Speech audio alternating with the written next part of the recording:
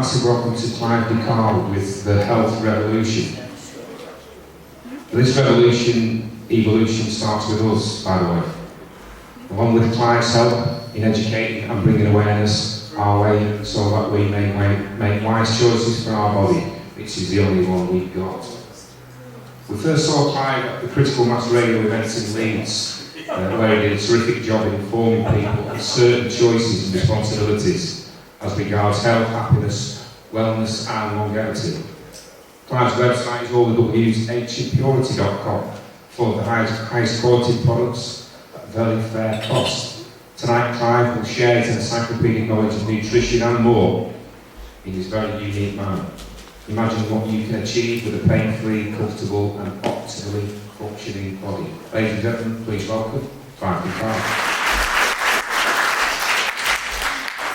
Well, thank you very much all of you for coming, and my idea this evening is to teach you enough about health that you'll know more about health than your doctor does, and quite honestly that might not be that difficult. You know, we have this feeling that doctors know all about health, and if we lose our health we generally tend to go to the doctor looking for it back, but of course, as you probably know, they don't study health at medical school. It's not a subject they do. They don't really know about minerals, vitamins, amino acids, nutrition in general. You know, when did a doctor last ask you about your diet if you went to a doctor? When did your doctor last say, I wonder if it could be parasites that you've got? I've been looking at a little bit of parasites. I learned a very interesting fact last week that people who die in motorcycle accidents have 5 times more of a particular parasite in their bodies than normal people. And this parasite is called Toxoplasma gondii, and it comes from cats. And it affects animals in various ways. So if the parasite has jumped from the cat, say, into a rat, it changes the rat's brain, and the rat will be attracted to cat's urine.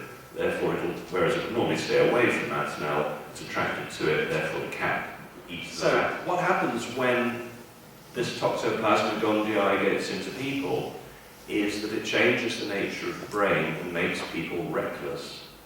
Right? Just like it made the rat reckless to go near the cat. So people who have motorcycle accidents have 5 times more of this parasite than normal people. So, do you know some reckless people? Are you capable of recklessness?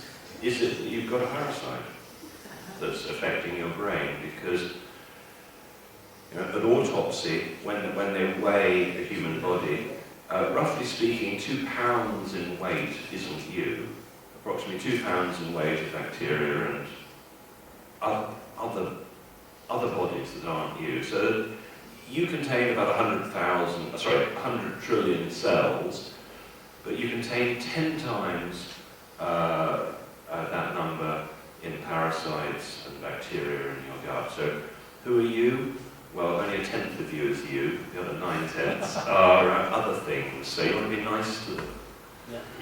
And where are those things mainly living? Well, they're mainly living in your gut. Lots of beneficial bacteria in the gut. And they say, and when I talk about they, who knows who they really are, but we all seem to accept that they say these things. And one of the things they say is that about 85% of your immune system is in the gut. So that being the case, each time you drink a glass of water with chlorine in it, you're beginning to wipe out some of the friendly bacteria. If you take a drug from the doctor, you're wiping out the friendly bacteria. And most of us, if we've had an antibiotic at some time in our lives, have been permanently affected by that antibiotic. And when I became ill 27 years ago, it was after I'd had a very high course of antibiotics. And my body packed up. I became so ill they dumped me in hospital for 3 weeks. I couldn't walk, I couldn't do anything. I'd become arthritic to such a degree that I looked like I was 90. I got horrible growths all over my body on the joints. I was getting sweats for hours. I had all sorts of issues. And after 3 weeks in hospital, they said, well, we don't know what your problem actually is. We know you've got arthritis, we know you've become type 1 diabetic, and they just did everything that had gone wrong with me. But they said, we don't know what the cure is, and we don't know what the cause was. And they informed me that they could operate and give me drugs right away. And not wanting to be operated on or have drugs, I got wheeled out, and I got taken to a natural therapist called Patrick Holford, who you may have heard of. He's written about 20 books. And Patrick Holford said to me, you're not low on operations, you're not low on drugs, you're low on minerals and vitamins. And he gave me a whole stack of minerals and vitamins, and I reversed my arthritis completely. It took about a year, but all the nasty growths disappeared. Suddenly I could go upstairs again, suddenly I could walk again, suddenly I could drive my car again, and everything was fine. I was low on vitamins and minerals. The doctors had never suggested such a thing. That's because they're not educated about cures. Their doctors are taught about treatments. So, some years later, I was in a lucky enough position to have a bit of time on my hands. I had an organic farm at that time because I felt very strongly that eating chemicals wasn't a good idea and we should be eating naturally. And I had time to start studying, so I started studying subjects like spontaneous remission. Because I'd experienced spontaneous remission, the doctor said it was hopeless. They said there was nothing they could do for me. And my dad's best friend recovered from cancer. He went on along similar lines as me of choosing natural ways to deal with it. So I started studying cancer patients, the ones who'd recovered, against all the odds, trying to work out what they'd done right. And it was pretty clear that most of them, eat a reasonably good diet. They started supplementing things like vitamin C, vitamin D, and various minerals and vitamins. But there was something way beyond that. And I pinpointed it fairly quickly, actually, to 2 words, and essentially, it was acceptance and gratitude. This is what happens in the cycle of somebody who's got a serious disease. They spend the first time going, why me? This is really unfair, what have I done to deserve this? And they get angry and upset, and you can imagine the normal reaction being told you've got cancer or some life-threatening disease. Now, if they believe the diagnosis, this can be pretty dangerous. There's a study done recently of people who've been newly diagnosed with cancer, and in the first week of being diagnosed with cancer, their chances of getting a heart attack increased by 25 times. So you've got 25 times more chance of having a heart attack in the first week after you've been diagnosed with cancer. So the very first thing is if the doctor says anything to you, don't believe it. Or at the very least, check it out very carefully. But if they say words like, you've got X time to live, if you believe it, you can probably time your life by it. It's very important not to believe what you're told, and to prove it for yourself. So, what happens with people who recover from cancer and those sort of diseases is at some point they stop hating it and start accepting the situation. Then it goes past acceptance and into gratitude. And this is what they all say. They say, well, I knew I was getting better when I became grateful to the cancer, grateful to the heart issues, grateful to whatever it is. Because it was at that point that I realized I had to change my life. I had to move house, change job, change partner, deal with my problems, get over my past, whatever it was. And that's the key. Gratitude. That actually, despite whatever seems to be going wrong with your body, maybe it is all happening for a reason. I had to ask myself, well, why did I get ill? And I really suffered with it. It was horrible. And now I'm of the conclusion that the reason I had to suffer like that was so I could tell you about it. And so you don't have to. And I think if any of you are ill in this room right now, why is it happening? to you, are you cross about it or are you happy about it? Because the sooner you can get to the happy about it stage and realise that everything happens for a reason. I'm just in the process of reading this book by Anita Moorjani called Dying to Be Me, and she died of cancer, and she went through the typical near-death experience where, you know, you're aware of everybody talking even though you're in a coma, and she went as far to death as it's possible to go, and she says that what happened to her was that she had the choice. She had a choice to go back and survive and recover from cancer, which she did in days, or to stay where she was. I'd recommend that you read the book. I recommend also that you study the work of a woman called Lorraine Day. If you really want to know about how cancer can be reversed, Lorraine Day's story is amazing. It's on YouTube, and she had a cancer the size of a grapefruit and shrunk it right down to nothing. And it's amazing what one can do with a little bit of intelligence and a little bit of knowledge. I'd like to do a demonstration. Can I have a volunteer? Anybody at all like to come up and volunteer? Just, do you like to come up?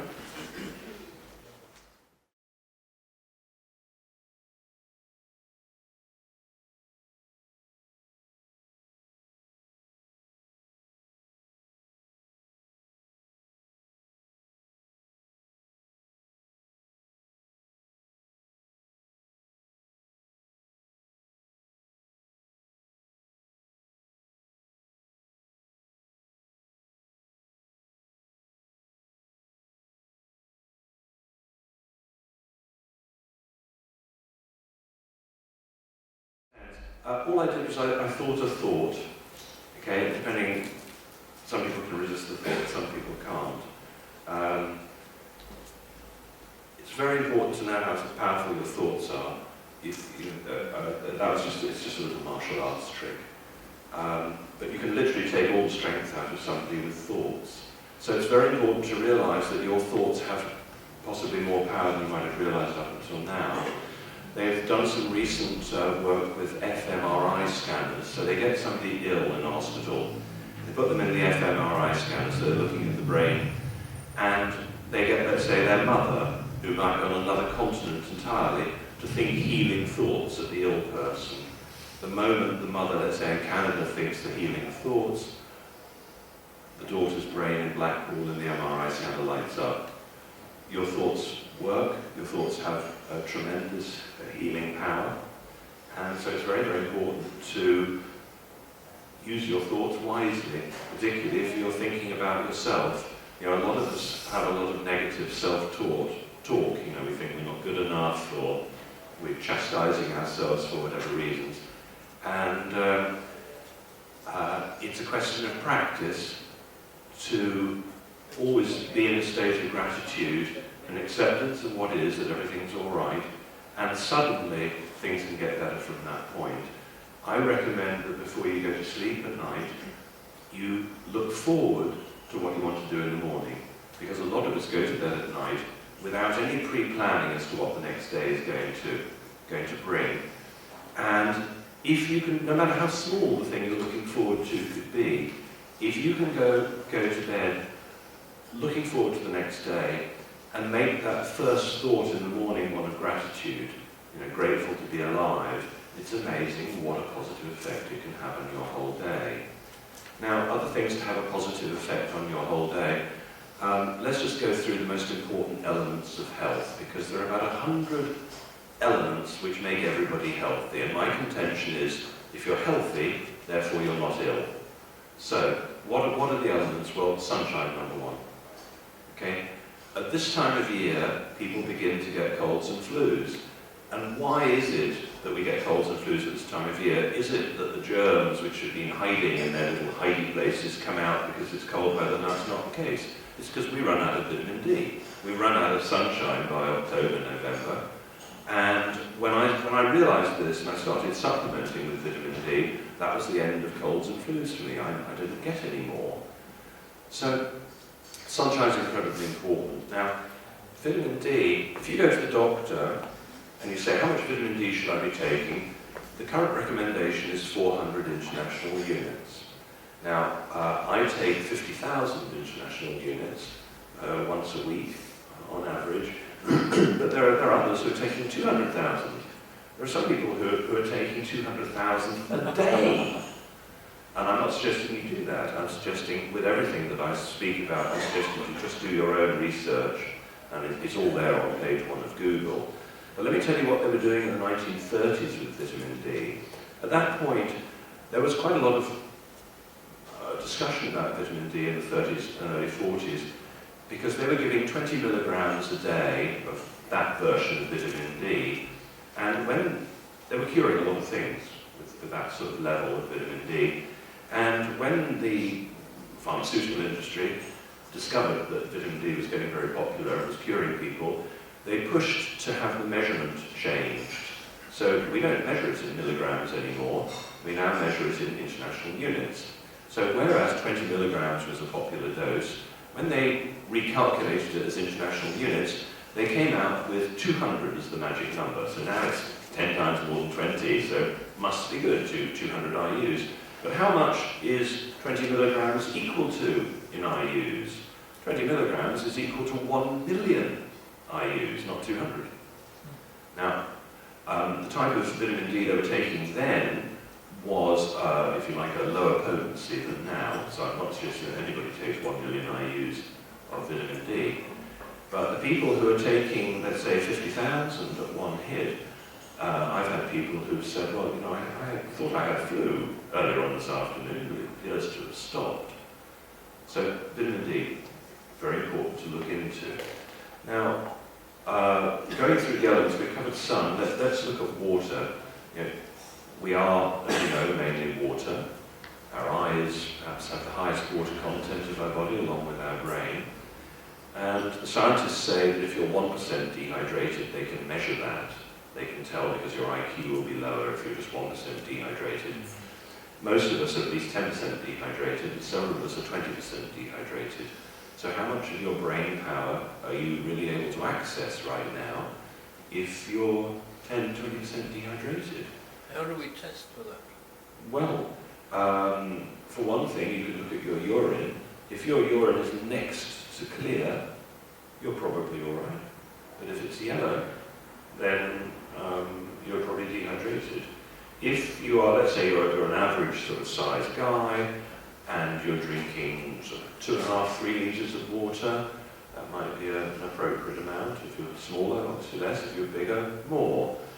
But you see, a lot of people don't really drink a lot of water. They say, well, it's fine because I'm drinking tea and coffee and juices and what have you. But, you know, think about your car. Would you wash your car in juice or coffee or tea and expect it to be clean? Well, no. You'd wash it in water. That's the only real solvent that gets your car clean. And a lot of us aren't drinking water at all. And we're wondering why we're not so well. But let me show you something about water. This is just a glass of ordinary water, and this is a green tea bag. And so if we dunk the green tea bag in a glass of water, you know what's going to happen? Nothing, basically. You can dunk it all you like. Maybe eventually a little bit of colour will come out, but nothing really. But if you change the quality of the water, these are minerals. These are just fulvic minerals. These are soil-based minerals. They come from the ground. And by adding them to the water, I've changed how wet the water is. Now imagine this green tea bag as your cell, right? And you want a nice clean cell. Well, you'll now notice what's happening. It's changed the nature of the water, so the water now has the capacity to pull everything out of that tea bag, and the same happens in your cells. If you drink ordinary water, it'll have a reasonable cleaning effect on the cell. But if you add a few drops of fulvic minerals to the water, suddenly you can detox everything in the cell. You can detox the radiation, the heavy metals, all the poisoning, all the stuff, the crud that's accumulated over years. So, arguably the most important of any supplement for your cells are fulvic minerals. Now you can get fulvic minerals just by going outside and digging up some soil, pouring some water on it and straining it off, because every soil on the planet has a fulvic and humic component. Every food should have fulvic minerals in it. But unfortunately, because of modern farming, as you're aware, they've poisoned the soils, poisoning all the life in the soils, and now the minerals that used to be in the soil are missing, and the fulvic fraction, the part that does the cleaning of the cells, is missing. So, imagine you had a car engine to rebuild, and you rebuilt it, but you left one washer out.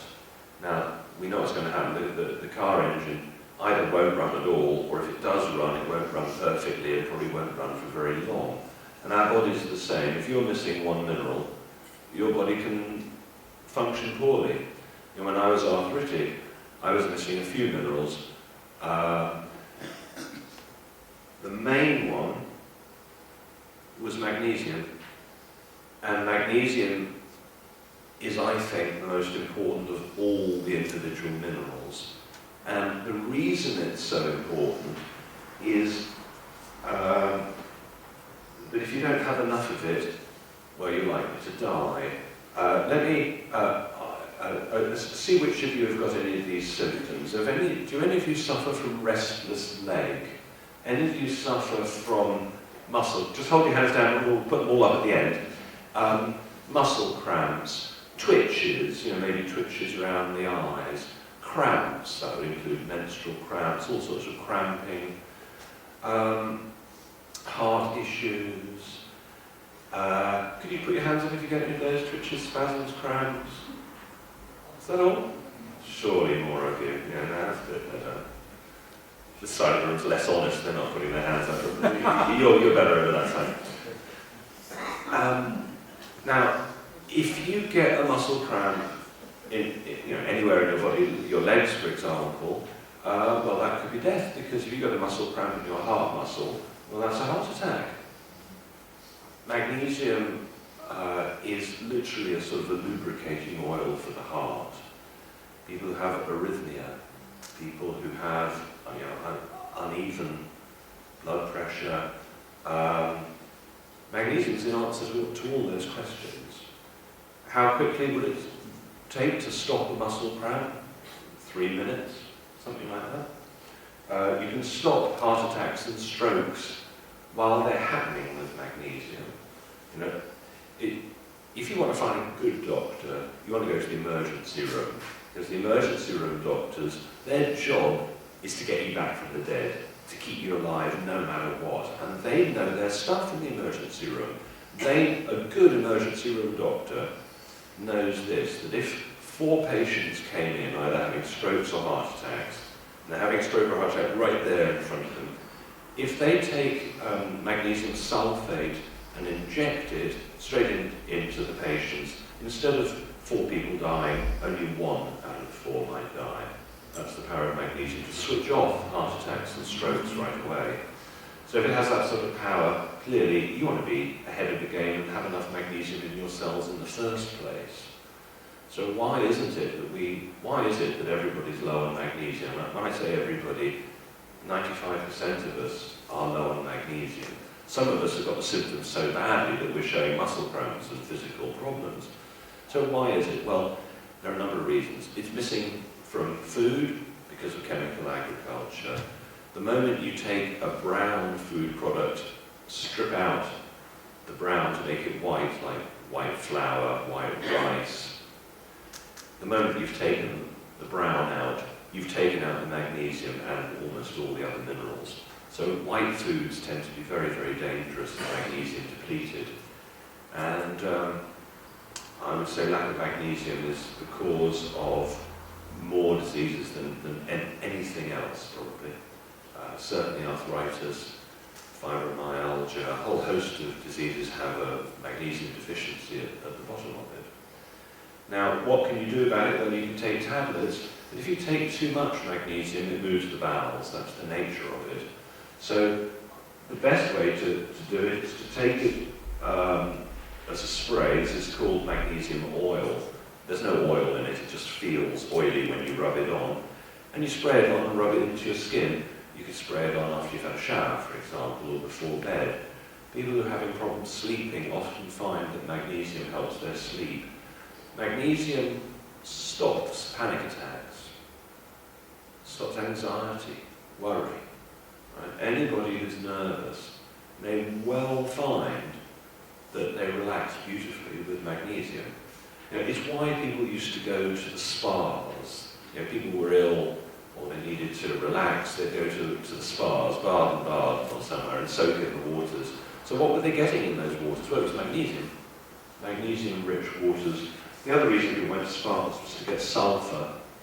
And sulfur is another element that is very much missing from modern foods. It's gone. And anybody who has arthritis, for example, should be considering taking sulfur. And the most famous form of sulfur, which is very inexpensive, is called MSM, monosulfuromethane. It's made from pine trees. And MSM helps dissolve calcium in the body, as does magnesium. Let me just explain how the muscles work. Calcium allows your muscles to contract. Magnesium allows them to relax. And this is true of all the cells of the body. If you want the cells to relax, you need magnesium to do it. I would say magnesium could add 10 years to people's lives, or could make their lives a misery if they haven't got it. So let's go on through the elements. Water, if any of you are drinking water straight from the tap without filtering it, you want to stop that habit right away, because they're poisoning your water with a whole host of things, chlorine obviously being the most obvious one. And people forget that chlorine was the poison gas of choice in World War I. You know, it was a really, really popular gas to kill people with. Fluoride was extremely popular in World War II. They gave fluoride to all the concentration camp victims, because chlorine and fluoride and bromine, they gave bromine to the soldiers in World War I to stop them getting horny and make them compliant. All those halogens make people compliant. Don't bother. That kind of attitude. And it depletes the thyroid. You know, could I ask how many people have got a thyroid issue in this room? Any one of you? Don't believe it. Thank you. There are going to be more of you in You this may room. not be aware of it. May not be aware of it, exactly. So, how would you know if you've got a thyroid issue or you're low on iodine? Well, your elbows might be a little less than perfectly smooth. Your elbows should be exactly the same smoothness as your arm. If your elbows are slightly dry, then you're probably low on iodine, you've probably got a slight thyroid issue. If you get cold hands and feet, or your temperature control's gone out of whack, you're probably low on iodine, you've probably got a thyroid issue. If the outside of your eyebrows are thinning, same deal. If you feel that you've got brain fog, it could well be you're low on iodine. So what happens when people start supplementing with iodine if they need it? Well, most people say to me, you know, my brain feels sharper. I seem to be able to remember why I went in the room. You know, that kind of thing. So anybody who's not thinking as sharply as they should, I would recommend that they consider magnesium, fulvic minerals and iodine as a way to boost their brain. Chances are those three will also significantly boost your energy levels. And the thing that people report to me most is increased energy levels. And pretty much everybody's tired these days. Now, as far as water is concerned, you know, we are clearly mainly water, but primarily we're made of hydrogen. You know, hydrogen is number one on the periodic table. It's the smallest atom of the lot. And we're primarily H2O, and we are primarily hydrogen beings. Now, why is this important? Well, if we're mainly hydrogen, the type of water we've got running around our veins and blood and so on is very, very important. And as you've seen, you can change the nature of water dramatically by just adding a few minerals to it. Now, water has memory, and this is why it's important with the self-talk and talking to other people and monitoring what you're thinking, because you can very much change the nature of water with thoughts. This is why traditionally cultures have always blessed their food before they ate it. You know, when I was brought up, the idea of saying a prayer at dinner time used to really annoy me. I hated it because it forced me to do it at school. But now, having seen the evidence, I can see why people do it. You literally can physically change the nature of food, the nature of water in a measurable way with thoughts. Let me talk to you a little bit more about the fMRI scans. We talked earlier about them. Family members correcting the illnesses of people by thought. They did another test recently, same fMRI scanner. They got a random number generator to generate two different types of pictures. A nice picture like a flower or a butterfly, non-threatening, and then pictures like car crashes and upsetting pictures. So put the person in the MRI scanner and the random number generator starts generating either the nice image or the unfriendly image. Nobody knows which one's going to come next, except the brain of the person in the fMRI scanner 5 seconds before the random number generator has decided which image it's going to be. If it's the frightening image, the brain responds 5 seconds in advance of it happening, showing that there isn't just one type of time. And some of you may well be aware that there are several types of time going on. I became aware of it the first time I had a serious motorcycle accident, because I came off my bike at high speed and I suddenly observed my body extricating itself from the bike. I watched my legs going in these extraordinary odd angles as my body didn't get caught on the brakes or the steering or anything as I came off. And then suddenly, it was all happening in incredibly slow motion. Time slowed right down to like minutes, and I realized my body was tightening itself up and I was folding myself into a fetal ball. And it seemed to take for ages. I realized I'd hit the ground rolling, and I must have been doing 60 or 70 miles an hour or something like that, but I felt no pain whatsoever. And it went on for ages, minute after minute, rolling, rolling, rolling. It was probably 10 seconds, but as far as I was concerned, it was ages. I thought, well, it must be all right now, so I must be going really slowly, so I stuck my arm out and put it back in immediately, so that my arm got ripped to shreds, because actually I was going really fast. But my subconscious knew exactly how to protect me. If I hadn't put my arm out, I would have been completely fine. So time is very malleable. Okay. Or is it our consciousness that's malleable? I think your perceptions speed up incredibly during an accident of that nature. Yes. You're in the present, aren't you? That's why. Maybe so, yeah. Yeah. Well, I've had that experience myself. And I think as your own perceptions speed up incredibly. Yes, I think so. But it was amazing because I was just observing my body doing this stuff. It had nothing to do with me.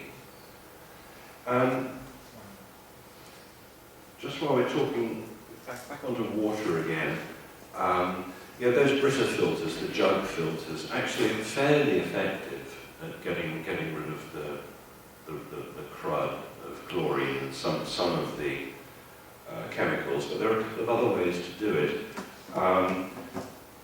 I use one of these, which is an ozone generator. These cost about 35 quid, so they're not terribly expensive. What it does is it makes ozone, which is oxygen-free. And to explain ozone, let me just briefly explain the cycle of water. Water's an amazing thing, because it can exist in so many different states. And of course, one of the states that water achieves is weightlessness as it floats upwards in an anti-gravity fashion. And so the water from this planet evaporates upwards, goes up into the ozone layer where it's purified. So it's purified once by the very fact it's being distilled. Then it's purified a second time when it hits the ozone layer, and the H2O, the water, takes an extra oxygen atom from the ozone. So now it's become H2O2, which is hydrogen peroxide. It then rains hydrogen peroxide, and hydrogen peroxide is another very beneficial cleaner, if you like, so the water is triple cleaned and then it falls down as rain. Now, so if you take a glass of water and bubble ozone through it, then you've got ozone and oxygen gathering in that water, and you can ozonate your body by drinking the stuff. You can also ozonate water to clean fruits and vegetables. So let's say you go down to the supermarket and you buy Defco's best fruit and vegetables, right? Now, as you know, I've got a list, so I'm sorry. If you go to Defco, I try to say it right, it just doesn't go out properly. I have this problem with all the supermarkets, not just Defco. You know, all these supermarkets do tell you exactly what you're going to get. I mean, you know, people who come from abroad and they've never seen a supermarket, so they go into a supermarket and they notice that maybe their weight is rising, and that's why they call one of them Waitrose. There's another one that's even more blatant. They really warn you before you even go in the shop. They call it All Die. But you know, Defco is the world's favourite supermarket. And so let's say you've got some fruit and vegetables, and you know it's probably been sprayed. And the British government recently said that every apple, for example, has been sprayed with 43 different chemicals. And if you think that washing those off is going to work, remember that they've sprayed them on with chemicals that don't get washed off in rain. So just washing that apple isn't necessarily going to do it. You're maybe going to have to scrub it with vinegar or something to get it off. Or you can bubble ozone through water with the fruit or vegetables in. And the ozone does a remarkable job at neutralising chemicals. It can't neutralise every chemical, it can't neutralise fluoride, but it does a great job at chlorine and many of the drugs that may have got into your water supply that are being recycled to you. So, it also, if you happen to have a smelly room, you've just done some cooking or something, ozone cancels out smells. It's very, very useful like that. So, I use this a lot. So I've got one of those, and can you put it in your bathwater? You could put it in your bathwater, yes. You want to be aware that if you can smell the ozone, that's not terribly good. You know, a little ozone is great, but by the time you can actually smell it, you want to open a window. But yes, you can ozonate the whole bath, and it can be very, very, very good thing to do. There are a number of things you can do, by the way, with a bath. You can put some bicarbonate of soda in the bath. Bicarbonate of soda in the bath is very, very cleansing to the body. It will draw toxins out. You can put borax in your bath. Now, our ancestors would have known borax. They used it in washing powders, and it's very useful if you've got to get some clothes clean, shove a bit of borax in there. Borax contains boron, and if you put a bit of borax, let's say a teaspoonful or two in the bath, that will again extract toxins from you. Borax, boron, one of the few things that will neutralise fluoride, and I put a pinch of boron in my bottle of water before I left home, just in case you have any fluoride up here in your waters. I don't want to get in it. If you've got fluoride in your toothpaste, either throw it away, or if you're really feeling mean and there's somebody you don't like, give it to them. Better just to throw it away. Well, you can't find toothpaste now without it. Yes, you can. You can. Only in health food shops. Go to parents' house or So yeah, you can find it in health food stores, but fluoride isn't the only ingredient you want to have missing from your toothpaste. You don't want sodium lauryl sulfate in there either. Something that's called laureth or sodium laureth. You know, imagine that we had a fleet of greasy, dirty lorries that we wanted to steam clean. Well, we'd use sodium lauryl sulfate to clean dirty engines. And it's in almost every soap, almost in every shampoo. It's in your toothpaste. You don't need any of it. So, other things to put in your bath. Epsom salts are a favourite. I use Himalayan bath salt in Right, my okay. salt. Well, the sort of pink salt. Yeah. Okay, I have an issue with pink salt. While it's a hell of a lot better than table salt, and if any of you are using table salt at home, keep it for defrosting the pavement, but don't eat the stuff, it's very dangerous. If any of you are eating pink salt, consider when did you last see a pink ocean? If any of you are eating sea salt from a supermarket, if it's dry and white, think, is this natural? Because it's not. Salt 2,000 years ago was worth about the same as gold. 2,000 years ago, the Roman legions were paid partly in salt. The word salary comes from sal. No farmer would leave animals in the field without a salt lick. The only people who are told to eat less salt are people. Now, when I became diabetic 27 years ago, the GP said to me, you've got to cut down on your salt drastically. And I didn't want to, because I like salt in my food, but I did what he told me. And for 10 years, I used to get muscle cramps. Until somebody said, I've never got muscle cramps before, until somebody said, oh, you know, the reason you're getting muscle cramps is you're low on magnesium, because you're not eating real salt, or enough salt. I started eating more salt, and the cramps went away. People don't realise, you know, we believe everything these doctors tell us. They've told us if you eat salt, your blood pressure's going to go up. This is true, maybe if you eat sodium chloride, table salt, but if you eat real salt, and real salt is wet, real salt is grey, but you'll notice it's grey and it's wet. And the reason it's wet is because if we went down to the seaside and we got some sea and we dried it in the wind and the rain, when it was dry, it would never be completely dry, it would always be damp because salt has a very high magnesium content and magnesium absorbs water.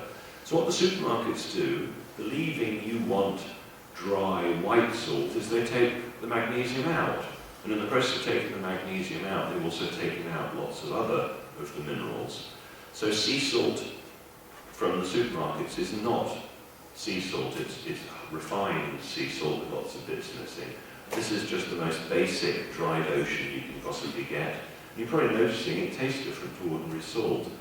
It will lower blood pressure, not raise blood pressure. If you've got low blood pressure, it just balances. Salt is the most important food on the planet in a way, and we've been told to eat less of it.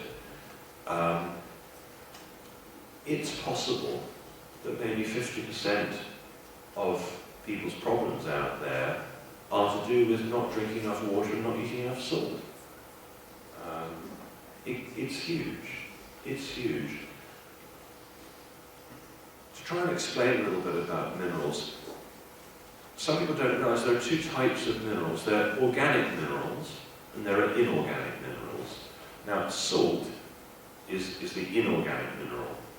It's the type that's been ground up by years of waves smashing against rocks. Organic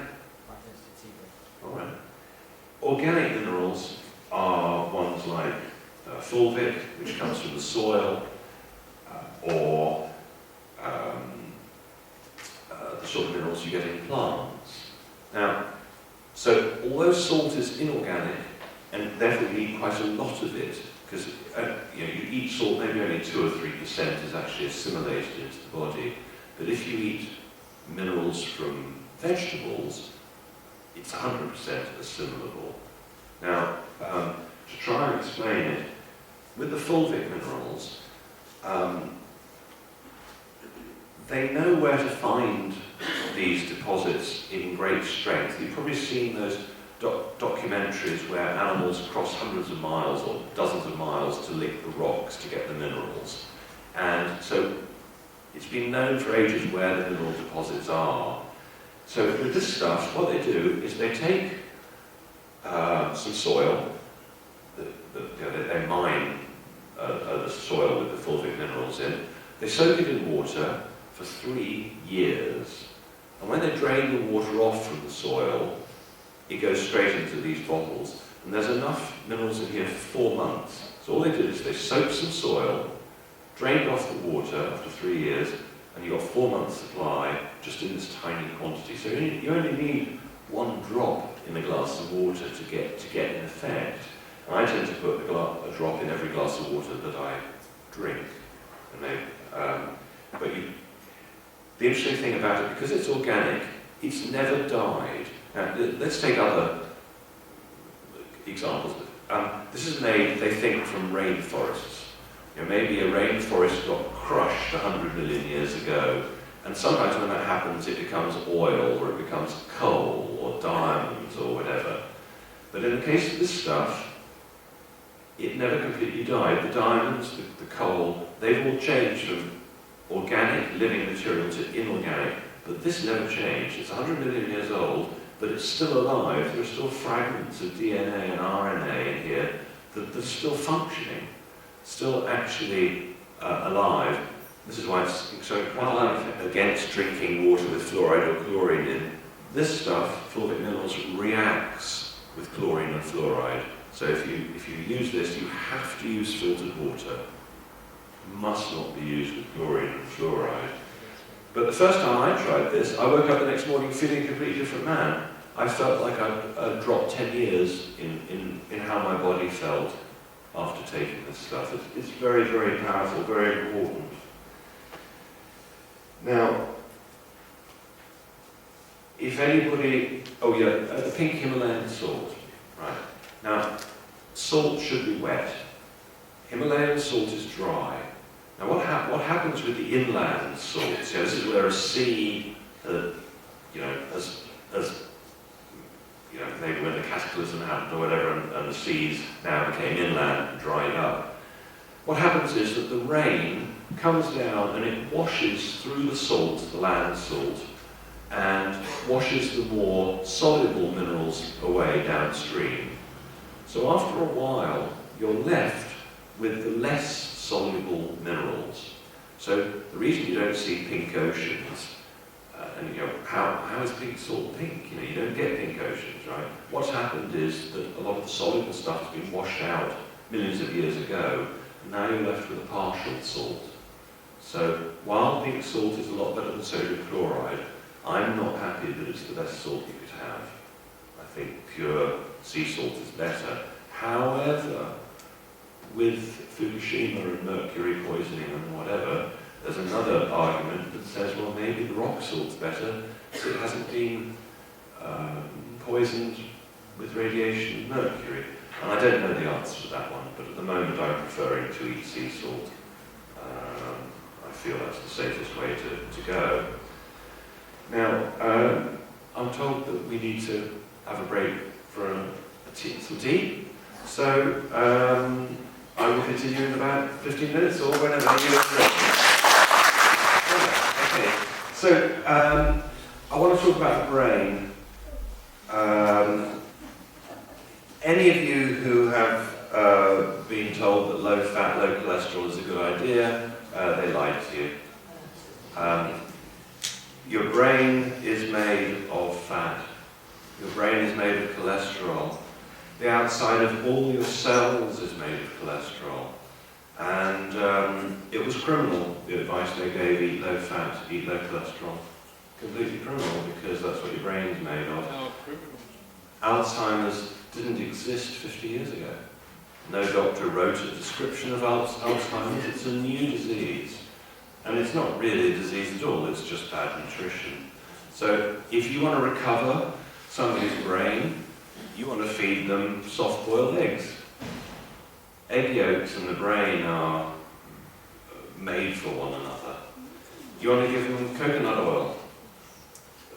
6 tablespoonfuls of coconut oil will take the edge off Alzheimer's. This woman said that she tried to give her mum 6 tablespoonfuls of coconut oil a day, but she couldn't manage it, but the mum did manage to take 4 tablespoonfuls a day. And she said she'd given up speaking to her mum on the phone 2 years prior because of the Alzheimer's. And within 6 weeks of 4 tablespoonfuls of coconut oil a day, she was able to speak to her mum on the phone again, and she reckoned that she'd reversed 2 years of Alzheimer's in 6 weeks using cholesterol. So, you know, in the Bible, did they kill the lean steak or the fatted calf? It was the fatted calf. When we were at school, did they say the cream was the best or the worst? They said it was the best. You know, 2 things rise to the top, the cream and the scum. The problem is, the cream should be running the place, but the scum are doing it. Temporarily.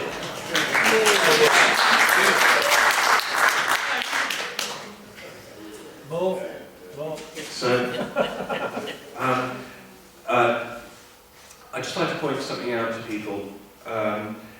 If I were to tell you that some of the insects were missing, you'd say, well, we know this. We know that half the bees are missing, or whatever it is. So what if I said to you, what if 95% of them were missing? Would you wake up and feel, gosh, 95% are missing, I really ought to do something? Can I just ask you as a straw poll, if I told you that 98% of all the insects in England were missing, how many of you put your hands up and do anything about it? Wouldn't know what to do. Well, it's assuming that we had the answer. Okay, so half of you would do something if 98% of the insects were missing. Because you see, 99% of the insects are missing, but more. 20 years ago, any of us driving a car will remember that on a summer's day, you had Armageddon going on your windscreen, right? Blood and guts all over the place. And I remember having to buy special squirty sprays and chisels to try and get the dead insects off my windscreen. Have any of you seen a dead insect on your windscreen this year? No. They're gone. This is called extinction. And we're next. Are you certain there isn't another explanation for that? I'm sorry, not it. Well, they've got really clever at avoiding my windscreen. No, your windscreen has a lower rake. And to No, it's the same on the front of my car as well. No, I mean, they're gone. They're gone. I'd love to think that it's down to the angle of my windscreen. I still get them on my bike helmet. Yeah. I get them in now. If I ride about 10 miles in a summer's evening on my bike, then I'll be covered in splats and eventually I'll be being rocked. Well, it may depend where you live. You live in the Billy. Yeah. So I mean, clearly there are areas of the country where they haven't been spraying so much, and that insects are more in abundance. But where I live down in Wiltshire, they're gone. I used to have bats. They arrived for a few days and died because there are no insects. There aren't any. Buddleia. You know, I put a buddleia in my garden. There used to be thousands of butterflies thick on the buddleia. Now there are none. You know, maybe one. You have no swallows there. All swallows. We used to have swallows in the garage every year for 45 years. Gone. No more swallows. I'm watching mass extinction going on. We still get quite a lot of butterflies up here on Bundy, so I think we're being lucky. Well, yeah. I mean, certainly where I'm down south, it's awful. The insects are gone. What do you put it down to? Neocotinide fertilizers. I imagine there are a number of possible poisons out there. Fluoride in the water as well, the use of water gardens, fluoride? Yeah, we don't, because most of the politicians live down south, they don't normally put fluoride in the water down south, they leave that for you guys up north. Well, it seems to be the truth. Chemtrail pollution. Yeah, we get lots of could be the chemtrails. There's a lot of truth in you, Joe, what you just said. Well, I think so. Okay, so let's move on. They express statins are the key to long life. I just want to try and, I'm raising this to show you how they do it, okay? How most people take a newspaper like this and believe it. So it says, heart pills and exercise will save millions of lives. Now, that's really funny. Let me just read a little bit of it. Experts are already calling for everyone over the age of 50 to be prescribed statins. They say administering statins to an extra 5 million people would cut heart attacks and strokes by 10,000 a year. So, remember it says heart pills and exercise will save millions of lives. Right? We go to the page 4 where it carries on. And it says, and will save at least 2,000 lives. So it's gone from millions down to at least 2,000 in one paragraph. Leader of the study, Dr. Peter Kokinas of the Veterans Affairs Medical Center in Washington said, unfit middle-aged people and old people would only need to undertake moderate and feasible activity, such as walking or gardening, to gain the same or better protection than achieved by statins. So there's the leader of the study saying that a bit of walking is better than statins. And it says here, the pills, which cost as little as 40p a day, are already taken by 8 million Britons to reduce cholesterol and protect against heart attacks, heart disease and stroke, and is shown to be a potent cancer buster. Now all this is a bunch of lies, essentially. For every one person a statin can help, it damages 50. That's what is now being shown. And it's damaging the eyes, it's damaging the kidneys, it's serious stuff. But so 40p a day. Here in another article, obviously written by a different health correspondent, says NHS gets £1.41 on the drug. You know, what happened to the 40p one? We get the £1. Just because they don't advertise drugs in England doesn't affect the fact that the owners of the Express and other newspapers take pharmaceutical adverts in every other country in the world, like America, and they're not going to write articles that are anti the very drugs that they're paid to advertise in their business. On the same basis, doctors are paid by how many ill people they're looking after. The old Chinese system, the doctors were paid by how many well people they had on their books. A family would pay the Chinese doctor, but if somebody got ill in the family, they stopped paying until the person was better again. And that encouraged the doctors to keep people healthy. But here, doctors are paid by how many ill people are on the books. And if one of those ill people, for sake of argument, we'll call them golden geese, if one of the golden geese dies, you know, one of their patients dies, well, obviously they're at a loss, so they get compensated. They get 70 quid each time they sign a death certificate, which doesn't seem quite right. Nice little Christmas. Well, you know, if you're low on payments on your new rolls or something. A few people. Yeah. So the system has to change. The system has to be that the NHS has to become a national health service again, because currently it's a national disease service. It has nothing to do with health. I'm always struck by the irony of going past the so-called health centre. If you're healthy, you don't go there. And it's manned by people who've never studied health. It wasn't on their curriculum.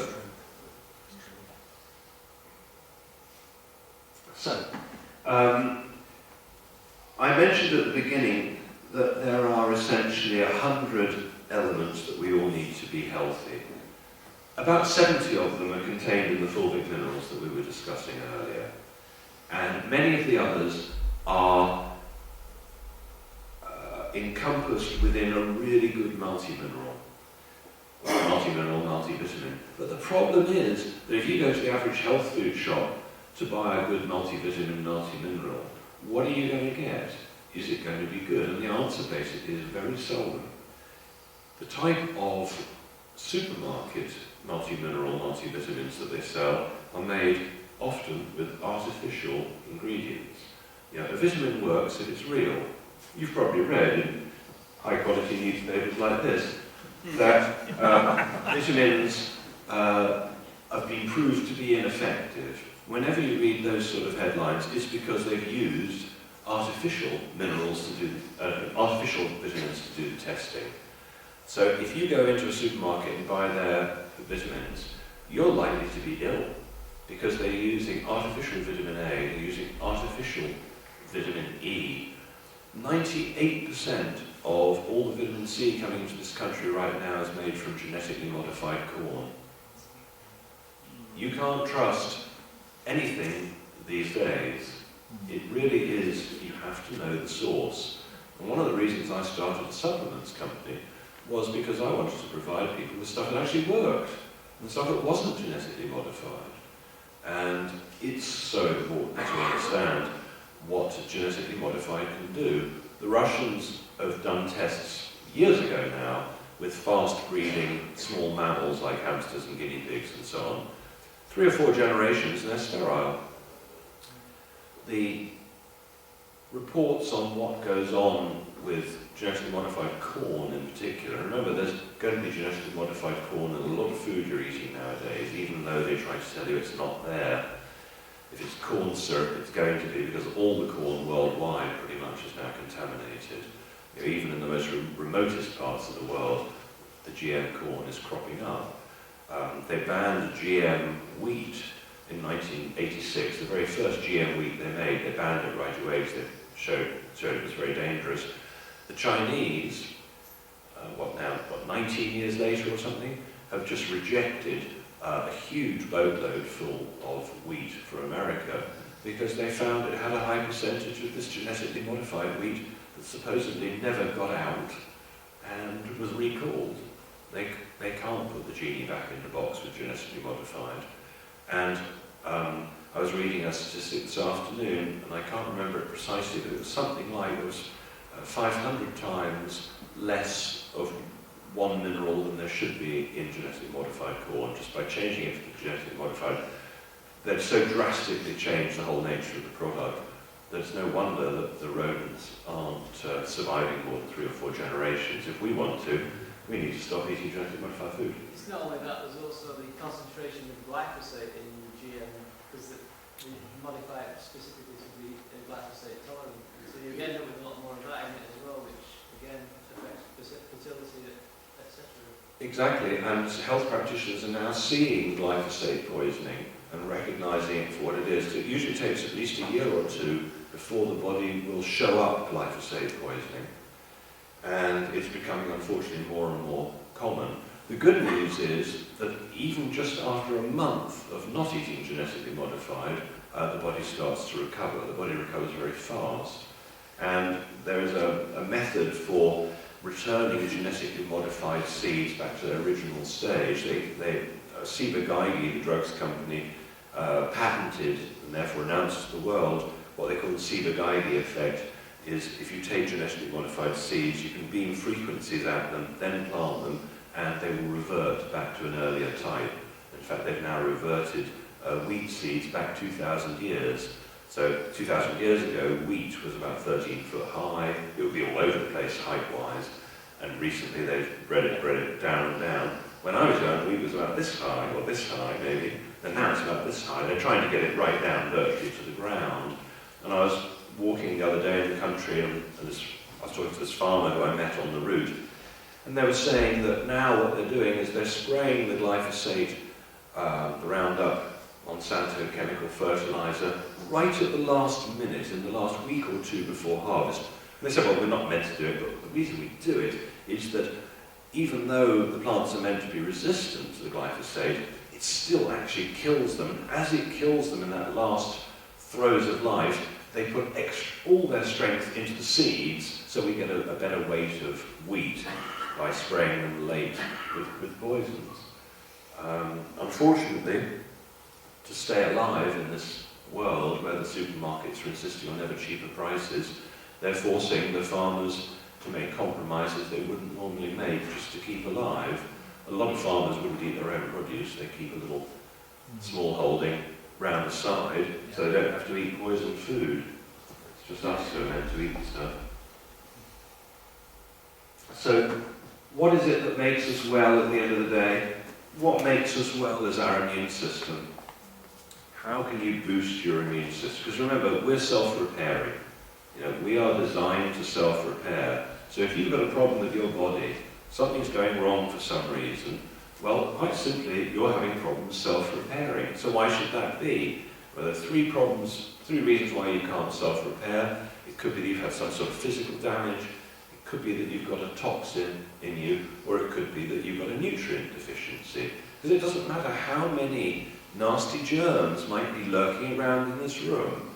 If we're all really strong and our immune system's working properly, well, they all bounce off.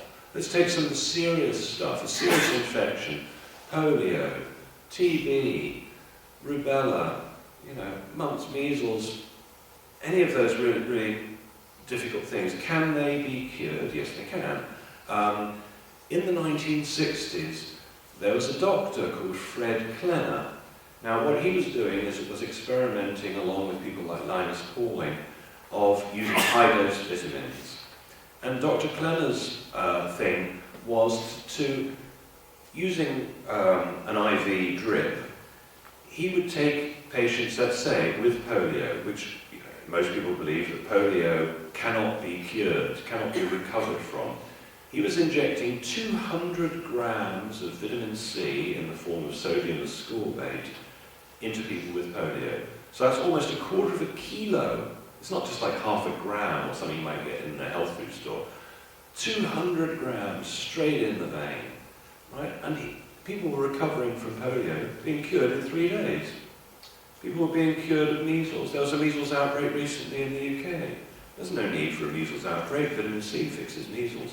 Vitamin C in high enough quantities fixes almost everything. Now let's take measles. Let's say a child has gone blind from measles, because measles is a dangerous thing if you don't look after yourself. Children can go blind from measles. So what Dr. Klenner discovered in the 1960s was if he added vitamin A to the intravenous drip, even though the child might have been blind for a few days, they'll get all the sight back, because it's a vitamin A problem. Anybody who's got night blindness, find increasing difficulty seeing at night, you've got a vitamin A deficiency going on. You need to eat more unpasteurized butter. You need to eat more orange fruits and vegetables. If you're lucky enough to have a Waitrose up here, they're the only shop I know that sell unpasteurized butter. And unpasteurized butter is an incredible health food. If I wanted to get well, I would eat unpasteurized dairy, okay, preferably from Jersey cows. To be well, all you've got to do is do what our ancestors did. Your ancestors kept your families alive forever, before doctors were invented, before houses, before anything. So, is the food good for you or bad for you? Would your ancestors have recognised it? If your ancestors went into the supermarket, they wouldn't recognise hardly anything. You're talking about dairy. I've been reading that dairy is usually indicated with breast cancer. All the books there, they lay off, women lay off dairy, leave it back on plate. Well, bear in mind there are very much two types of dairy. What we consider, generally speaking, as dairy is pasteurised, dead food. Let's say you take a cow, and they've just had a calf. You take the milk from the cow, you pasteurize it, you give it to the baby calf. What will happen to the baby calf? Well, it definitely won't thrive. It might die, but it definitely won't grow into a healthy cow because you've killed its food. Milk is white blood cells. Milk is an alive, very complex mixture of bacteria and enzymes and so on. And if you kill it, by pasteurisation, it's useless. It's a useless food. Most babies who are allergic to cow's milk aren't allergic to unpasteurised cow's milk. It's the pasteurisation that's the problem. So while there is a large body of evidence to say if you've got cancer, you want to avoid dairy and meat, I personally would contend that a small amount of unpasteurised dairy, particularly as yoghurt, has a lot of beneficial effects for the immune system, because your immune system is in the gut. Your immune system is all those live entities that you're in symbiotic relationship with. So, but also remember that everybody's different. You know, imagine we were all brought up in the high Arctic and we'd been living on 90% fat and whale blubber. You know, if we suddenly went to southern India and we're told we're going to have to eat a southern Indian vegetarian diet, I don't think we'd do very well.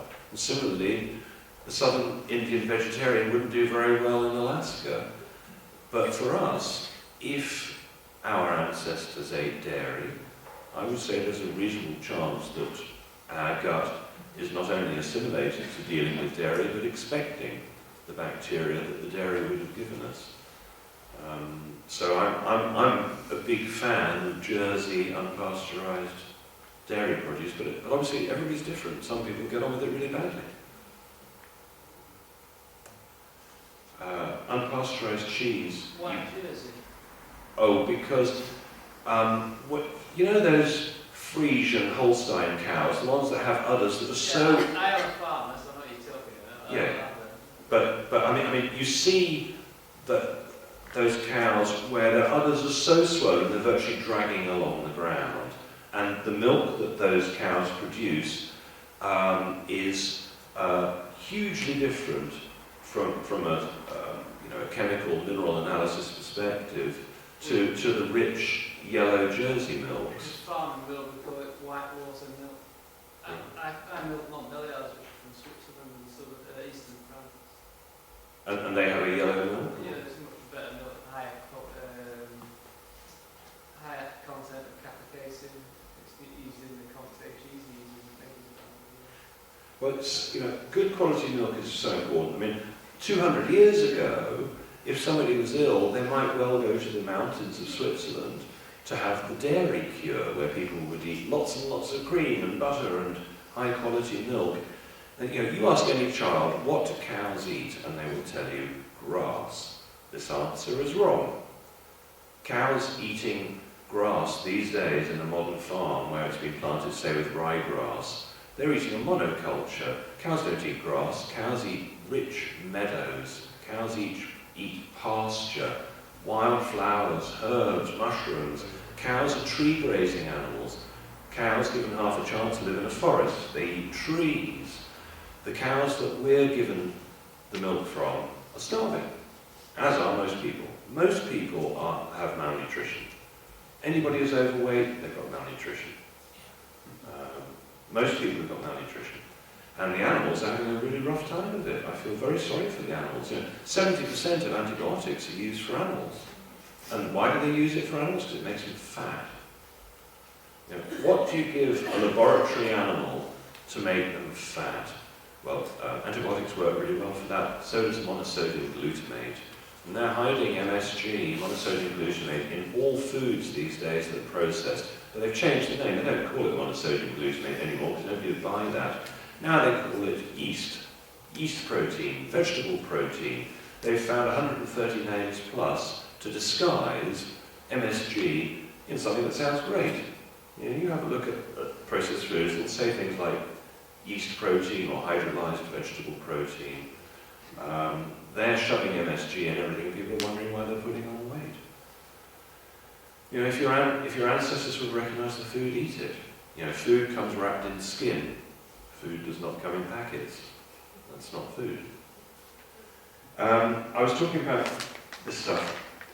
Medicinal mushrooms are super important. The Chinese valued medicinal mushrooms so much that a couple of thousand years ago, if you were caught with cordyceps mushrooms, which was the emperor's favourite, they'd kill you. It's the same as getting caught with Well, swan. that's not a health food, then. No, not the death part. Yes, there's a wonderful story about a man who got caught for shooting a peacock, and obviously there was a great outcry that he could shoot a peacock, and he got taken to court, and the judge said, after he'd sentenced him for shooting this peacock, he said, I just want to know, what was it like to eat? And he said, just like swan. My lord. Anyway, this is chaga mushroom. This comes from birch trees primarily, and you may have seen it.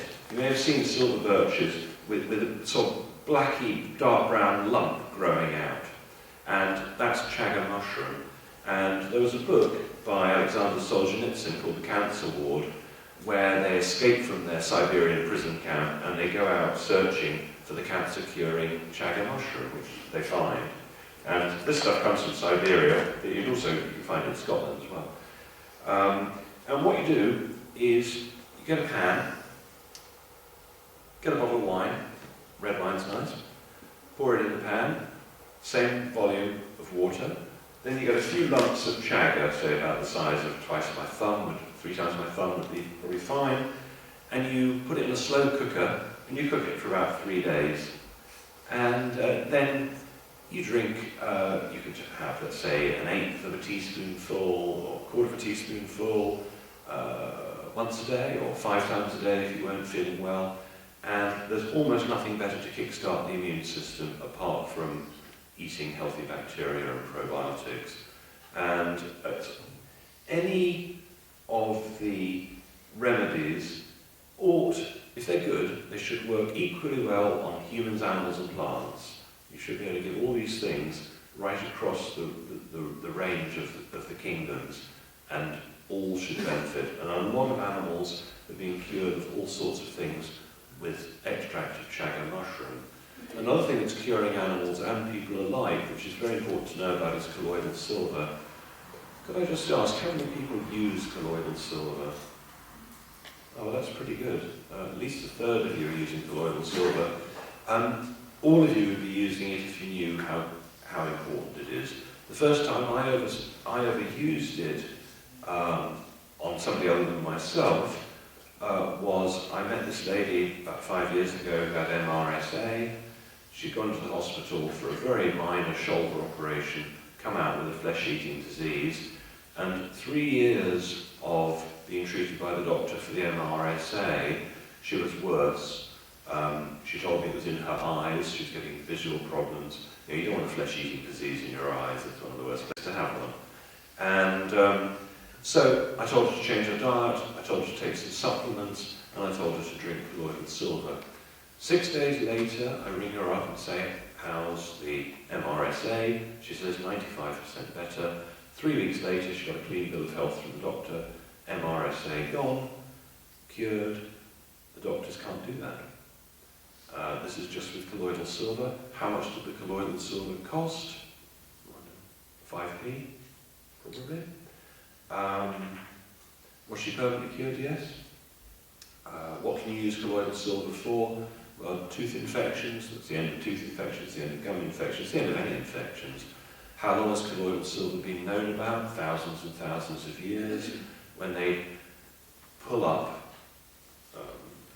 amphora of wine from old Greek or Roman galleons, almost invariably there would be silver in there, and it's still drinkable if there's silver in there. Silver is still used today in hospitals. They put silver in infants' eyes to stop gonorrhea. They use silver in all the burns units. They spray silver on the bandages and so on, because the doctors know in the burns units that if they put silver on a burn, it will cure it half the time without infection. You can buy colloidal silver. I sell it on the website.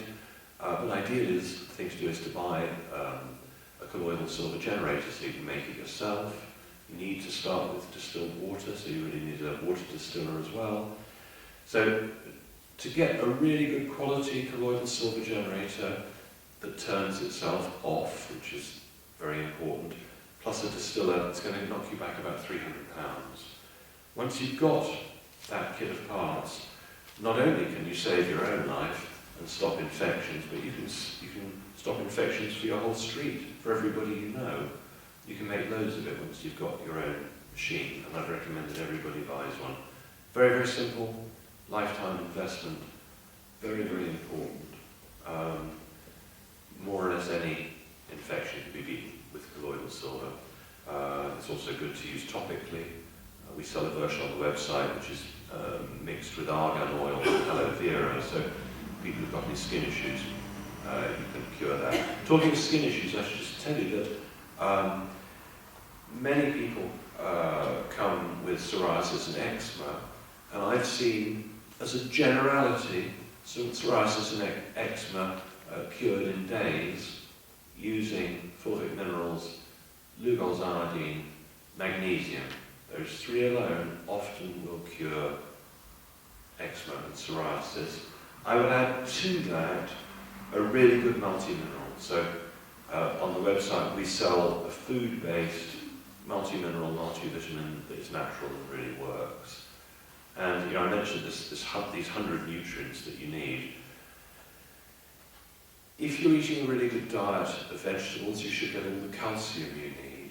If for some reason you're not getting enough calcium, the best thing to do is to get some eggshells, heat them up in a pan or in the oven for 5 minutes, just toast them until they dry, and pour some vinegar on, shove it in the liquidizer, and then take a little quarter of a teaspoonful at the most of eggshell dissolved in vinegar, and you've got a really natural, bioavailable calcium supplement. But most people don't need calcium. Most people have got enough calcium in their system. What they're lacking is magnesium, the opposite of what the medical profession might tell you. Okay. Let's just talk about vitamin C. The first time I ever saw cancer cured, and obviously I can't talk about curing cancer, I don't cure anything, I only teach people how to be healthy. Because in 1939 they passed a law called the 1939 Cancer Act, which gave doctors the monopoly on cancer. The Monopolies and Mergers Commission allowed it to happen, so that only doctors can cure cancer, nobody else can. You can go to prison for a couple of years if you say that you can cure cancer. They don't like that at all. It's their money-making scam, and they love it. Dentists have the same thing. Dentists have a total monopoly on the mouth. The doctors only have a monopoly on cancer, but nobody's allowed to work on your teeth unless they're a dentist. And dentists, of course, are completely bound, as doctors are, by the rules. So let's say a dentist wanted to tell you what they were taught at school, that mercury in your amalgam fillings is the most dangerous and toxic metal that they can think of. If they were to tell you that, the General Dental Council would strike them off, because the Dental Council has decided that mercury in your amalgam fillings is safe, and that's that. They're not allowed to tell the truth even if they want to. And I know a number of alternative dentists who are constantly running into problems with telling the truth. The truth doesn't suit the medical model of making money from illness. Right. The future of medicine, I would say it's a number of forms. Light. I use light in various forms. But water, I would suggest to you, is the future of medicine. Changing the structure of water.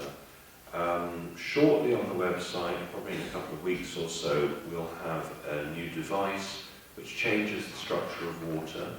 If you water your plants with it, the plants will grow at about twice the power that they did before. It's amazing for farmers. People are having some great results from drinking this water. You saw what happened with the water and the tea bag. You can have amazing effects with water, and I would suggest that if you pay attention to anything, water is the next thing to look at. A shower, for about 12 quid you can buy these shower filters. it's important to understand that while the water you take in through drinking can have a positive or negative effect, water goes straight in through the skin, and you're probably getting more chlorine when you have a bath or a shower than you may be through drinking it. Just in case any of you ever get cast away on a lifeboat without water, if you get out of the lifeboat and into the ocean, instead of dying of thirst, your body will filter pure water into your body. The body is very much a two-way valve, and anything you put onto your body, onto the skin, goes in. The skin is the biggest organ of the body. Could I ask how many people would eat their shampoo? Surprisingly, not so many of you put in, oh, you'd eat your shampoo, that's great. A couple of people, 3 people would eat their shampoo, which is the way it should be, because anything you're putting onto your skin, be it shampoo or any soap, whatever you like, it's going straight in. So if you wouldn't eat it, you are anyway. It's going straight into the bloodstream, straight into your brain. So our ancestors, if they wanted a shampoo, they probably wouldn't have used one because water's normally fine. If your nutrition's good, you don't need a shampoo or a conditioner. It's people whose nutrition is poor, who they've got dry hair, and therefore they assume they need something to add like a conditioner, but really the conditioning comes from the inside out. If you're eating enough oils and vitamins and minerals, you shouldn't need to add all this stuff. People who are putting creams on their body, well, why? Why would you do that? If your nutrition is fine, you don't really need to add this stuff. So, how are we doing on time? It's about what time have I got till? 10:30. Right, okay. So we've got another 15 minutes or so, and perhaps at this stage it might be useful to throw the floor over to questions. Let me just tell you a few other things. Vaccines. If you're thinking of having a vaccination, or you think of giving one to your dog or your cat or your budgie, here are these are figures, this is for mumps, but it could be any of the infectious diseases. Here, at the end of the end of the 19th century, we had a peak of infectious diseases in the UK, over a million. No, I'm reading that wrong. Sorry, over 140,000. Now, then, when the First World War happened, there were huge advances in medicine, the understanding of health. People suddenly started to understand that you needed to wash your hands, and indoor toilets became the norm, and people understood a bit more about nutrition and vitamins and so on. So the rate of infectious diseases absolutely plummeted until here, you get to the 1950s and 60s, and it's here, at the very bottom of the chart, where they introduced vaccinations and claimed the benefit of all that. And if you look, I haven't brought it with me, but if you look at the flu vaccinations, you'll see when they did bring in the flu vaccinations that the level of flu went up, not down. This is I know it's hard to see, here's ulcerative colitis and Crohn's disease. In the blue are the unvaccinated, so hardly anybody used to get it when they're unvaccinated, but when you're vaccinated, you get something like 10 to 20 times more bowel problems like Crohn's and ulcerative colitis. The vaccines are causing a host of damage. Don't have vaccines. It is foolish. Okay, any questions that anybody has? Yes? I might be mistaken, but you got a bag out and you were going to say something about vitamin C. Oh yes, I was, wasn't I? Okay, yeah, the first time I saw cancer cured was with vitamin C. It was my dad's best friend. It was 25 years ago plus.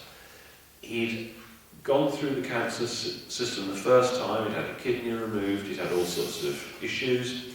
And he told me that he wasn't going to do that again. And he rang up Linus Pauling, the only man who's ever won a Nobel Prize as an individual twice. Found him in the phone book. So it just shows it's always worth trying. Don't be put off by anything. And Linus Pauling says, build up slowly, but as fast as you can, to taking 25 grams of vitamin C a day.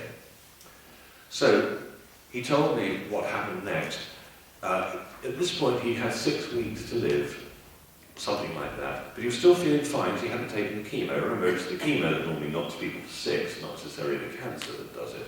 Anyway, he was feeling fine. He's on his way to the doctor's office in New York, where he gets mugged. 6 guys jump him and try to mug him. He was a really big, strong guy, despite the fact he had cancer. And he decided he wasn't going to let this happen. And he told me he was sure he'd broken the arm of one, and they all ran off without taking anything from him. He arrives at the doctor's office. The doctor says, well, I don't know what you've been doing, but the cancer's gone. And he lived another 25 years. When he did die, he didn't die of cancer. That was on 25 grams of vitamin C a day. These days, to get over cancer, you need more than that, because we're subjected to so many more toxins than we were. So there are a number of different types of vitamin C. The one that my dad's best friend got better from was just this version, simple ascorbic acid, and half a kilo costs about 10 quid, so it's very cheap. This version is made from fruits. This is made from camu and rosehip and acerola cherry and stuff like that.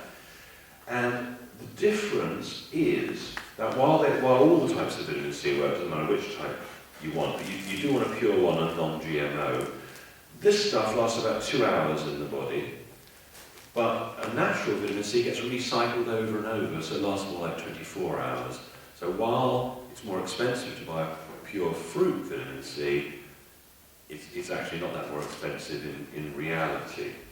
I take a tablespoonful or 2 of this fruit one every day because it tastes great, mainly because we've put lots of strawberry, organic. All the fruits are slow dried, so they're dried at very low temperatures, thus retaining the vitamin content. And I think vitamin C is super important. It's super important for the eyes. It's worth understanding that people who are recovering from blindness, there's certain things that we think, oh, well, that's it, my eyes are gone, nothing can be done. I improved my eyesight two lines. And what I started doing is I started taking big doses of vitamin C every day, maybe up to 10 grams a day. I started taking astaxanthin. Astaxanthin is one of the most researched of all the sort of new supplements out there. I recommend anybody goes for astaxanthin. Very powerful, very good for the eyes. Goji berries, I sell goji berries on the website, the most potent of all the berries. Incredibly good for you and very good for fixing eyes. Lutein, if you've got some marigolds growing in the garden, you can make some marigold tea and get lutein. Then there are 2 other devices that people are using to get better from illness. If I can find one, I might have left it here. These cure blindness. This is called Scanar, also known as the pain genie. These were developed by the Russians for space travel. They'd watched Star Trek, they'd seen the devices to get you better. And, when the space race happened, the Americans were the first to realise, or well, maybe they're not, but anyway, the first to do something about pens in space. You can't use a normal pen in space because they don't work. So the Americans spent $20 million in the 60s developing the space pen, which would write upside down and write in space. The Russians, who couldn't afford $20 million, they took pencils.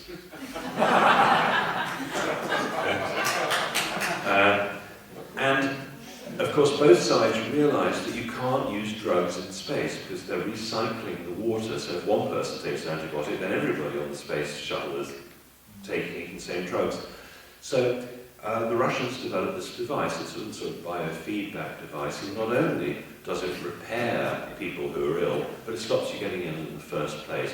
It basically beams electrons into the body.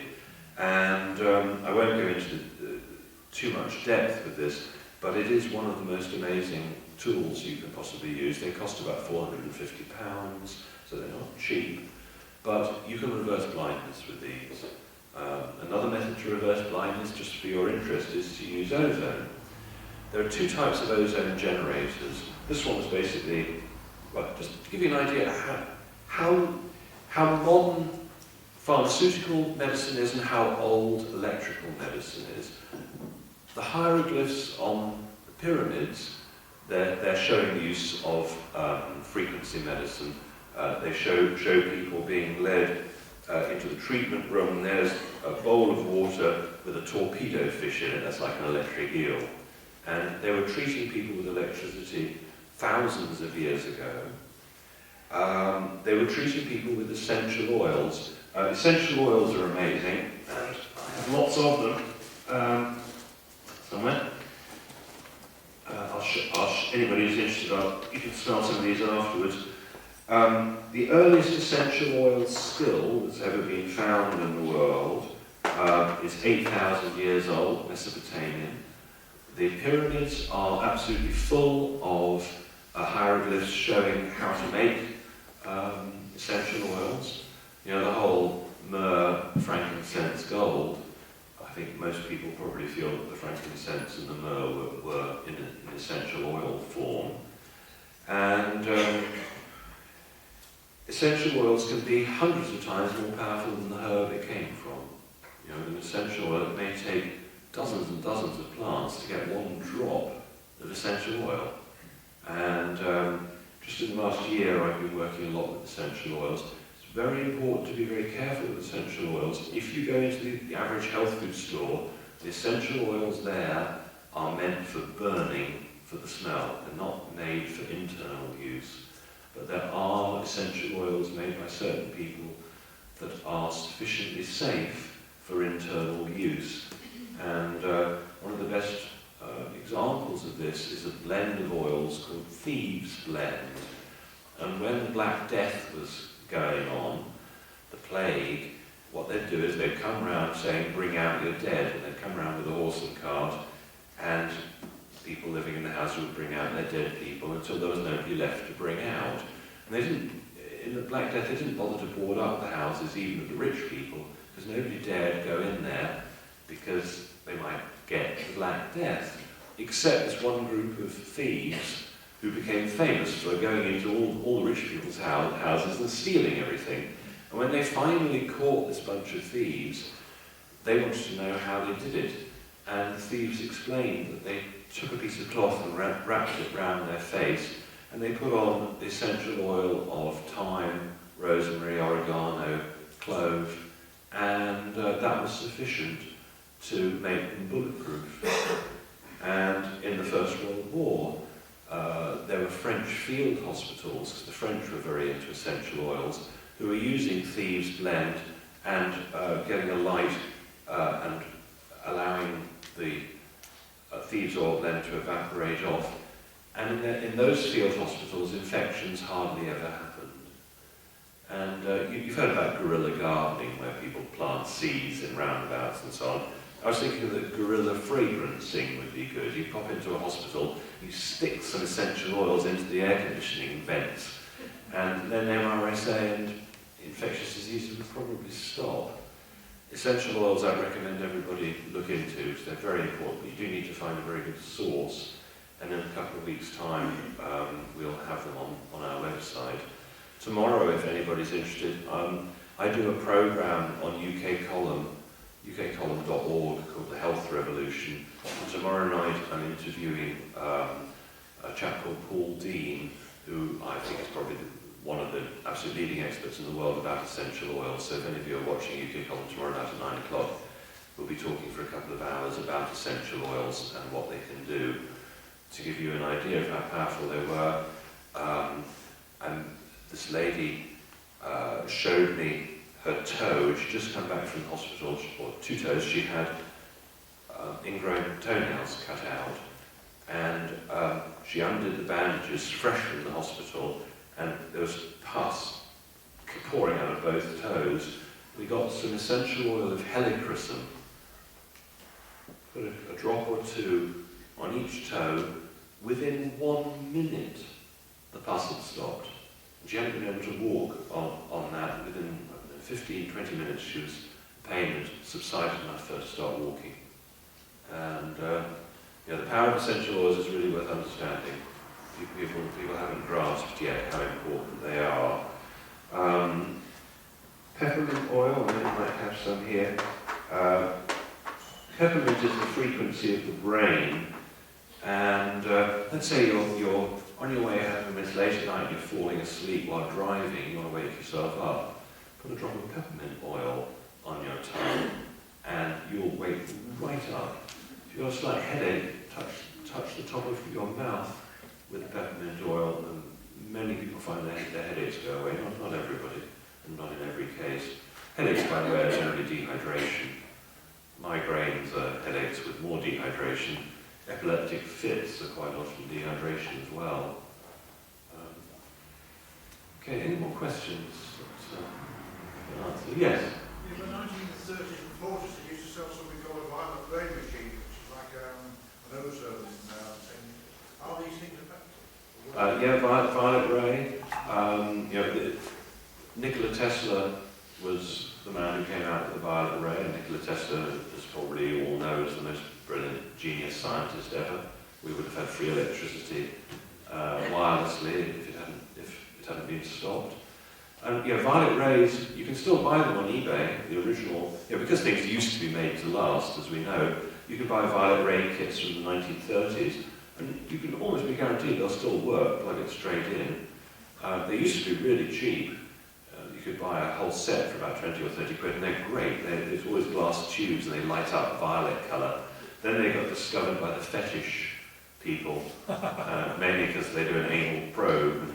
And now they've gone up dramatically in price, which is a shame. Well, get to the bottom of it. That's right. There are so many frequency devices out there working in all sorts of ways. I use a frequency device also invented by Nikola Tesla using radio frequencies, works at about 500,000 hertz. And what you can do with RF frequencies is amazing. The most dramatic result I think I probably saw with that is I met this chap with cancer. He'd been sent home to die. He'd made his will. He'd had the goodbye party. He'd had brain cancer. Almost everybody I've come across with brain cancer, they have the brain cancer exactly where they hold their mobile phone. It's never on that side. It's always on the mobile phone side. He was virtually dead. He could barely walk. He couldn't say more than 3 words without getting his words mixed up. And we got him on a good diet, we gave him supplements, and this is all about getting his health back, nothing to do with curing cancer, because it would be illegal to do that. It's just about him recovering his health. And he used a frequency device, one of these Tesla frequency devices, and within 2 days he was off the morphine, and he got a clean bill of health from the doctors, completely cured of cancer after about 10 months. But I would say to anybody who's got cancer, if you want to cure yourself of that, it's a full-time job. It's from getting up in the morning till the moment you go to sleep, it's a full-time job.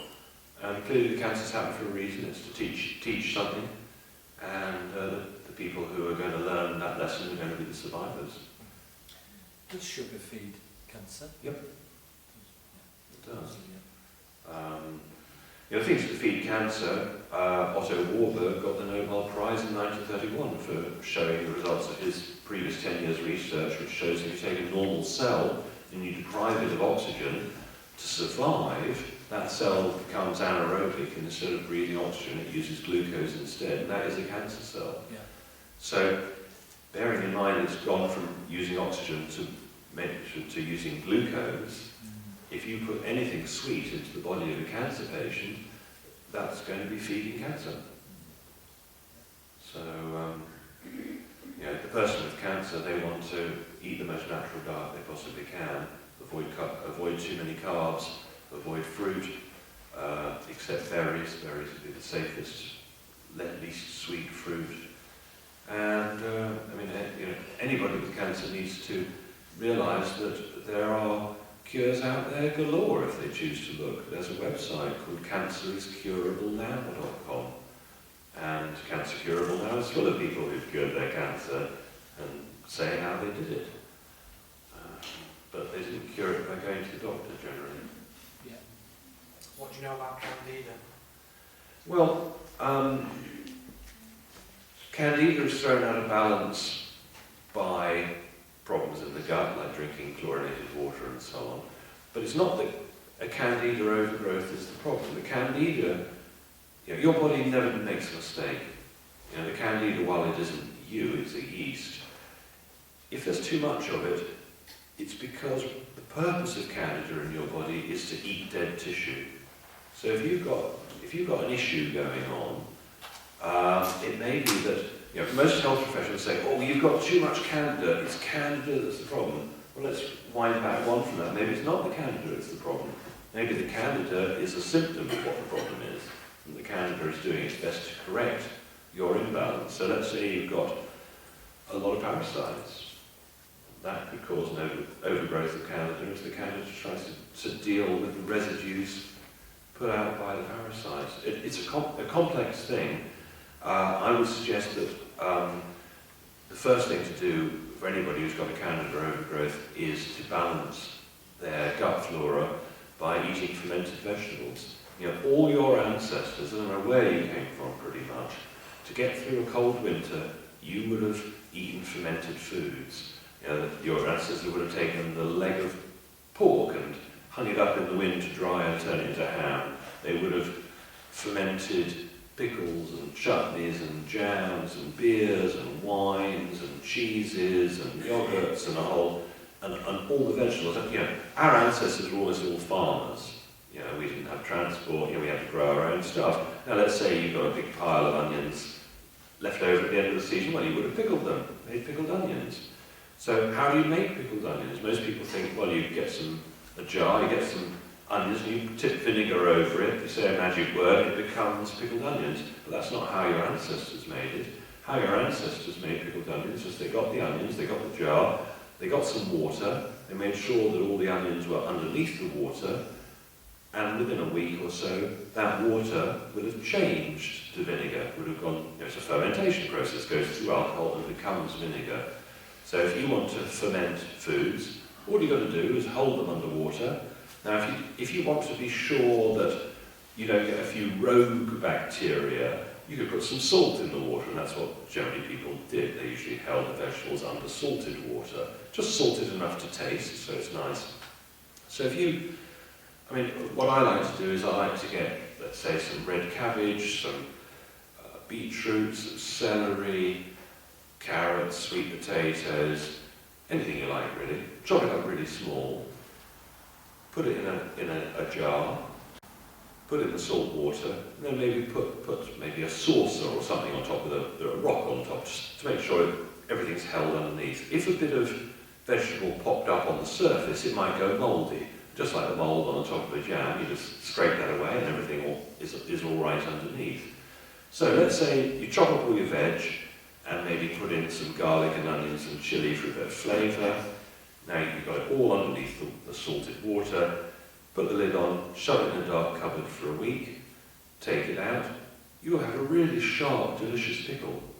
Sauerkraut or whatever it is you've made. You could do the same with tomatoes and peppers and onions and chili and garlic or whatever, and make a tomato salsa. It only takes a week, and you've got a factory going with vitamin C, with B vitamins galore, and you're making probiotics like you wouldn't believe. If you go to a health food store and spend 25 quid on some probiotics to fix your gut,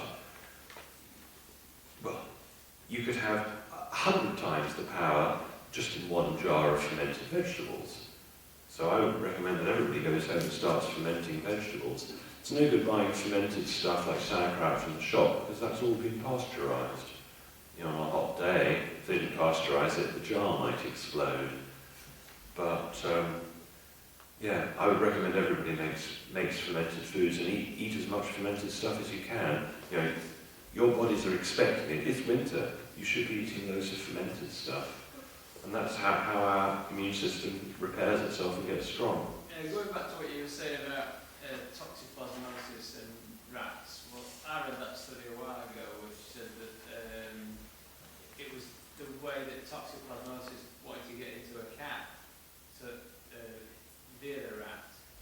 So when you were saying that bikers, a lot of them are suffering from that, which makes them reckless, why is that then? Well, probably they've got a cat at They don't home. want to get eaten by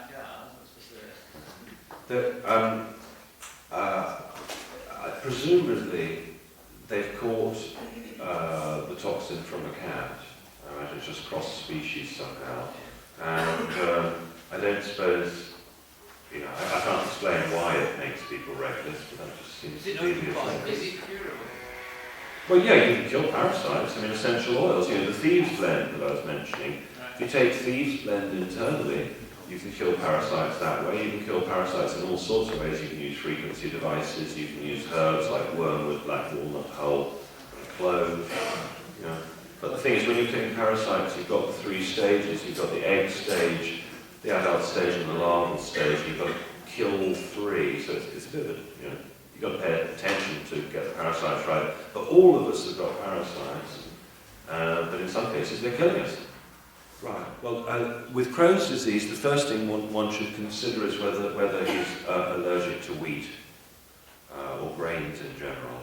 So what I would do if I was suspecting Crohn's is I'd be using probiotics. I'd be using fermented foods or buying probiotics, and I'd cut all grains out of my diet completely for a bit and see whether that improves it. It's a lot of people get an allergic reaction to grains, and the grains aren't what they used to, as we discussed earlier. Wheat used to be 30 foot high, and now they've hybridized it so much. People's guts aren't registering it, so there are a whole host of issues going on. But many people have cured Crohn's, and Crohn's, as with any other disease, if he went onto Google and put Crohn's natural cure onto Google, he'll find the answer. It'll be on page 1 of Google. Right now, Google is fantastic. The magic words are natural cure. Whatever problem you've got, natural cure, it's there on page 1 every time. So it's not too difficult. Some people find that they have other things that are causing the gut reaction. For some people, it could be dairy. Really one should cut right down and go for absolute natural, pure foods like our ancestors would have recognised. And you can use a pulse. If you take your pulse, then you eat a food that's maybe giving you a bad reaction, your pulse is likely to rise. And so there are different ways to test your pulse. Sometimes you can just do it in, you get up in the morning, you eat the wheat, and your pulse rises, then you know you've got an allergy. Some people, they maybe need to swear off wheat for a couple of weeks, then take their pulse, then eat a bit of wheat, take their pulse again, and if it's risen by, let's say, 8 or 10 points or more, then that's an allergic reaction going on. But Crohn's is recoverable. What's your take on urine therapy? Well, I know somebody who, after 28 days, found that all the stiffness on their body had completely gone away. They went on a urine-only diet, right? Recycling urine, not eating anything, not drinking anything except urine. And within 28 days, they're in their 40s, they then said they could do all the yoga postures they could do as a child, they could do full lotuses again, all the health problems have gone. Their own urine? Yes. Oh, they'd had that on the telly, and he tested that, and he just poo-pooed it. That's just been on recently. Oh, really? Yeah. But, there's a lot that can be done with urine. I mean, I haven't tried this, but there are several people who say, look, if you get bitten by a poisonous snake, pee, and you will have the homeopathic remedy in your pee, which you don't have to drink. That apparently within 15 seconds, the body makes the homeopathic remedy, which is in your pee. If you get stung by jellyfish, if you get on holiday, pee on it. It stops the sting. Pee is very useful. And it's a pure substance. It's not. The impurities come out the other end. Well, it's a disinfectant, isn't it? It is, yeah. Borax. Yes. Can you buy it? Because I've tried to get it. And it's all gone off shops. Yeah. They've deliberately taken it off out of sale. You can still get it, but when I used to buy it years ago, it was just it just said borax. Now it's got like skull and crossbone warnings, even though it's 20 times safer than salt. But it's because they know about the arthritis thing. I don't think I explained about the arthritis and boron, that Jamaica has the highest rate of arthritis of any country. Israel has the lowest rate of arthritis in any country. Jamaica has the lowest rate of boron in the soil of any country. Israel has the highest rate of boron. Right? Boron arthritis, massive link. Massive link. You can buy boron online as borax. You can buy it online. You can go to a vet supplier and buy it. Well, that's what's your arthritis then? Yes. Because I have my cousin, he's cider vinegar, and he's on molasses, and he's had a bolt in his foot, and he's had his surgery, and they wanted to do other damn foot, and he's refusing to take my therapy, so will borax help do that? Well, probably, yes. You know, I mean, borax is very, very, very important. The boron in borax is very, very important. Yeah. You know, as in magnesium, as is sulfur. You know, Oh, it's sulphate, not peaches, not prunes. What's the yellow sulphur? Apricots. Is that the right sulphur? As far as I know, there's some in apricots. I don't know how much. So I'm getting eating sulphur apricots then? Yeah, or you can supplement with something called MSM. Really about 5 grams of MSM a day would be better. The apricots have got sulphur and that will help him. And garlic and onion. Yeah. You know, you want to recover from illnesses. Garlic, onion, and cruciferous vegetables. Cruciferous. Yeah, like broccoli and cabbage. All right. All right. Well, thank you very much.